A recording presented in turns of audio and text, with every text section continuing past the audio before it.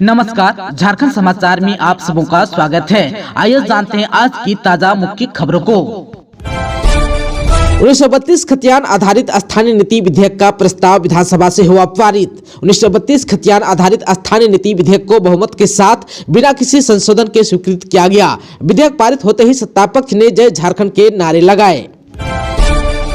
गणतंत्र दिवस पर सीएम करेंगे दुमका में झंडा उत्तोलन, विभिन्न विभागों द्वारा निकाली जाएगी झांकियां।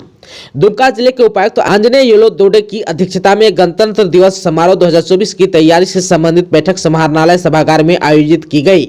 उपायुक्त ने बताया कि मुख्य समारोह स्थल पुलिस लाइन मैदान में मुख्यमंत्री द्वारा प्रातः 9 बजे झंडा उत्तोलन किया जाएगा। मुख्य समारोह स्थल पर विभिन्न विभागों द्वारा झांकियां भी निकाली जाएंगी। बैठक में जिले के विभिन्न सरकारी कार्यालयों के साथ साथ महत्वपूर्ण स्थलों पर झंडा उत्तोलन के लिए समय निर्धारित किया गया। उपायुक्त ने कहा कि मुख्य समारोह स्थल पर एम्बुलेंस, चिकित्सक दल की आवश्यक चिकित्सीय सुविधा के साथ स्वास्थ्य विभाग की टीम भी उपस्थित रहेंगे। दुमका के उपायुक्त ने मुख्य समारोह स्थल पर पेयजल, शौचालय समेत अतिथियों के बैठने की बेहतर व्यवस्था करने का भी निर्देश दिया। कहा कि विद्युत विभाग इस दौरान निर्बाध बिजली की व्यवस्था सुनिश्चित करेगा। बैठक में मुख्य कार्यक्रम स्थल पर लाइट, साज सज्जा समेत सभी आवश्यक व्यवस्थाओं को सुनिश्चित करने का निर्देश संबंधित पदाधिकारियों को दिया गया। वहीं महापुरुषों की प्रतिमाओं की साफ सफाई, मल्यार्पण, सड़कों के रंग रोगन समेत कई आवश्यक निर्देश भी दिए गए। मौके पर डीडीसी अभिजीत सिन्हा, सहायक समाहर्ता प्रांचल डांडा, अपर समाहर्ता राजीव कुमार, अनुमंडल पदाधिकारी कौशल कुमार सहित जिला के वरीय पदाधिकारी समेत अन्य लोग मौजूद थे। राज्य की हेमंत सरकार युवाओं को नौकरी देने में पूरी तरह विफल, अनंत ओझा ने कहा।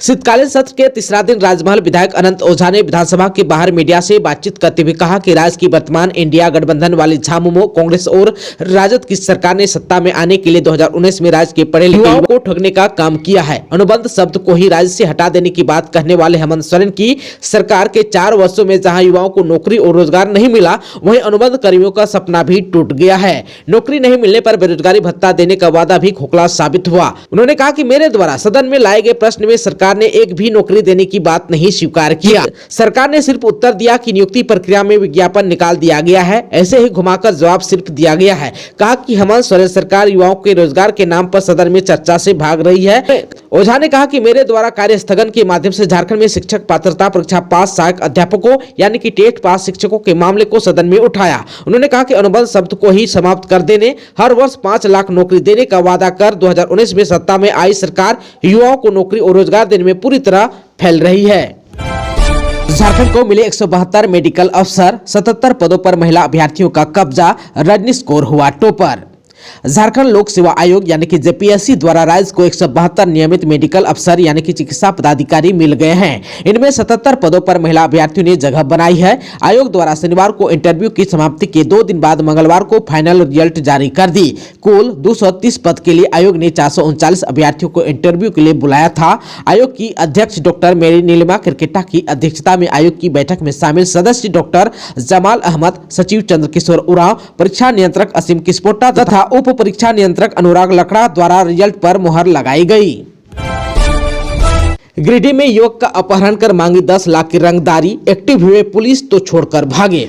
गिरिडीह जिले में पुलिस की तत्परता से किडनैपिंग की कोशिश नाकाम हो गई। पुलिस की घेराबंदी देख अपहरणकर्ता जिस युवक का अपहरण कर ले जा रहे थे उसे छोड़कर फरार हो गए।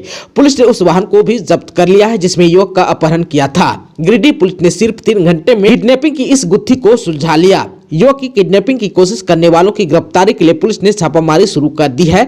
मामला अहिल्यापुर थाना क्षेत्र के जोरा सिमर गांव से जुड़ा है। गांव की राधिका देवी पति जितेंद्र मंडल उर्फ गुड्डू मंडल ने अहिल्यापुर थाना में आवेदन देकर अपने पुत्र मिथिलेश मंडल की किडनैपिंग होने की जानकारी पुलिस को दी। आवेदन देने वाली राधिका देवी ने पुलिस को दिए आवेदन में बताया था कि उसका पुत्र मिथिलेश मंडल मंगलवार को सुबह 9 बजे यह कहकर निकला था कि जरूरी काम से जा रहा है। इसके बाद शाम करीब 5 बजे उसके पुत्र मिथिलेश मंडल की पत्नी अंजलि देवी के मोबाइल पर किसी अनजान व्यक्ति का फोन आया। फोन करने वाले शख्स ने कहा कि मिथिलेश मंडल का अपहरण कर लिया गया है। यदि उसकी सलामती चाहते हो तो 10 लाख रुपए लेकर तुरंत डुमरी पहुंचो, अगर नहीं आए तो उसकी हत्या कर देंगे। मामले की जानकारी मिलते ही गिरिडीह के एसपी दीपक कुमार शर्मा ने त्वरित कार्रवाई करते हुए सबसे पहले कांड दर्ज किया, फिर मामले की छानबीन शुरू की। मामले की गंभीरता को देखते हुए गिरिडीह के एसपी दीपक कुमार शर्मा ने तुरंत ही एक टीम का गठन किया जिसमें एसडीपीओ सदर अनिल कुमार सिंह, एसडीपीओ सरिया बागदौर नौशाद आलम, साइबर डीएसपी संदीप सुमन समदर्शी डुमरी के एसडीपीओ सुमित प्रसाद, गांडेय अंचल के पुलिस निरीक्षक मोहम्मद कमाल खान, अहलियापुर थाना के प्रभारी अमरजीत कुमार सिंह समेत सरिया, बागोदर और डुमरी थाना के पुलिस को इलाके में सघन छापामारी करते हुए अपहरणकर्ता की गिरफ्तारी और अपहरण किए गए युवक को सकुशल बरामद करने का निर्देश दिया गया। इसके बाद पुलिस की टीम इलाके में घेराबंदी कर अपराधियों की गिरफ्तारी को लेकर ताबड़तोड़ छापामारी शुरू कर दी। इसके बाद किडनैपरों ने पुलिस की दबिश के बाद अपहरित युवक मिथिलेश मंडल को बागदौर थाना क्षेत्र कोरा के पास छोड़कर फरार हो गया। वहीं जिस कार से युवक का अपहरण किया गया था उसे भी पुलिस ने बरामद कर लिया। झारखंड के स्वास्थ्य विभाग में 67% खाली हैं पद। आज यानी कि बुधवार को झारखंड विधानसभा के शीतकालीन सत्र के चौथे दिन पूर्व मंत्री और भाजपा के विधायक नीरा यादव ने स्वास्थ्य विभाग में स्वीकृत पदों और काम करने वाले कर्मचारियों की संख्या का मामला उठाया। स्वास्थ्य विभाग की ओर से यह जानकारी दी गई कि विभाग में 19,621 पद स्वीकृत हैं, लेकिन उनमें से सिर्फ 6,414 पदों पर ही कर्मचारी काम कर रहे हैं, यानी कि स्वीकृत पद के लगभग 33% पदों पर ही कर्मचारी हैं। 67% पद खाली हैं। इधर जो है नीरा यादव ने सरकार से यह भी कहा कि कोडरमा में चिकित्सा पदाधिकारी ने 2022 से अब तक आउटसोर्सिंग में की गई नियुक्ति में भारी गड़बड़ी की है। इस पर जो है सरकार ने जवाब दिया कि नियमित स्वीकृत पद पर IPH मानक के आधार पर ही आउटसोर्सिंग कर्मियों की नियुक्ति हुई है। झारखंड में बेरोजगारों के लिए खुशखबरी, रोजगार मेला में 1426 पदों पर होगी बहाली।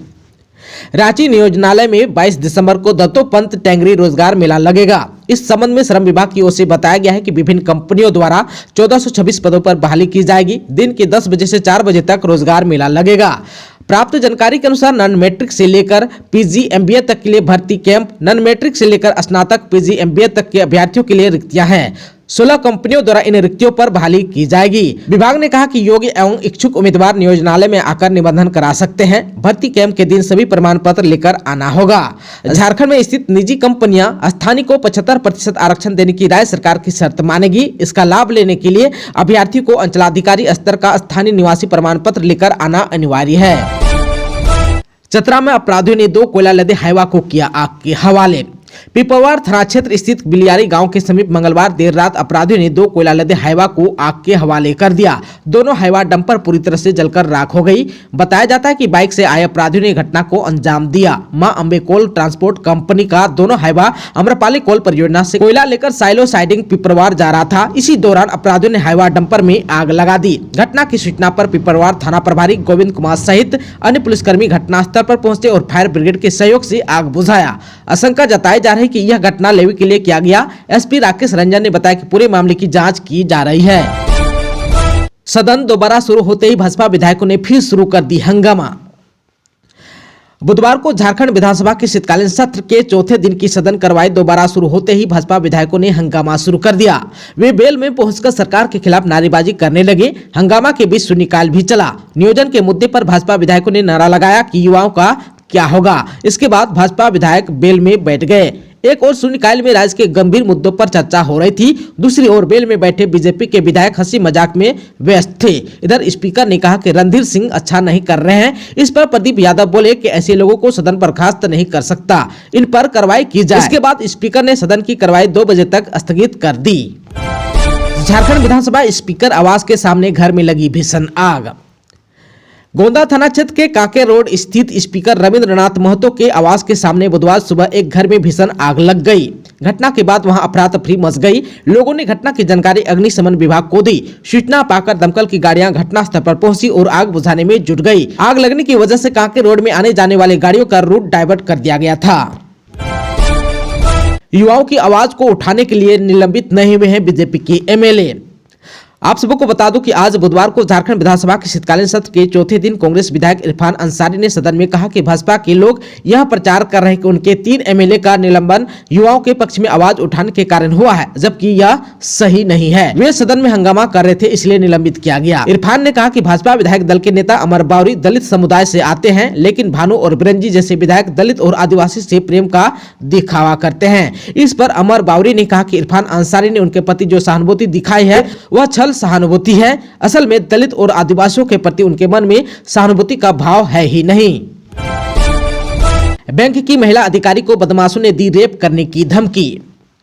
जमशेदपुर के जगसलाई में सरकारी बैंक की महिला पदाधिकारी को रेप करने की धमकी दी गई है। स्पीड पोस्ट राशि से उन्हें धमकी भरा पत्र उनके कार्यालय भिजवाया गया है।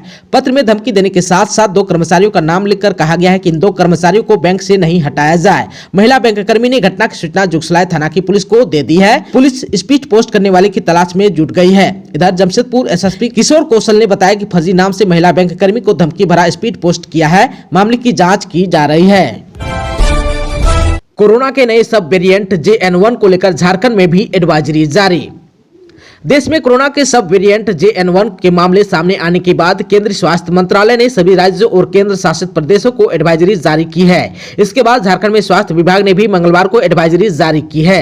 राष्ट्रीय स्वास्थ्य मिशन झारखंड के अभियान निदेशक आलोक त्रिवेदी ने राज्य के सभी डीसी को पत्र लिखकर पूर्व में कोरोना प्रोटोकॉल के सभी मानकों का पालन करने का निर्देश दिया है। पत्र में कहा गया है कि आने वाले त्योहार के दौरान विशेष सतर्कता बरती जाए, मास्क का उपयोग, हाथों की सफाई और संक्रमित व्यक्ति से दूरी बनाने को लेकर आम लोगों में जागरूकता फैलाने को कहा गया है। सभी जिलों में RT-PCR जांच के साथ पर्याप्त मात्रा में दवा की व्यवस्था सुनिश्चित करने को भी कहा गया है। सरकारी और निजी अस्पतालों में मॉक ड्रिल करने का भी निर्देश दिया गया है। दोस्तों, अभी तक आपने चैनल को सब्सक्राइब नहीं किया है तो प्लीज चैनल को सब्सक्राइब कर बेल आइकन को प्रेस कर दीजिएगा ताकि खबरों का अपडेट आपको मिलता रहेगा। इसके साथ ही आज के खबरों में बस इतना ही। हमें दीजिए इजाजत। नमस्कार।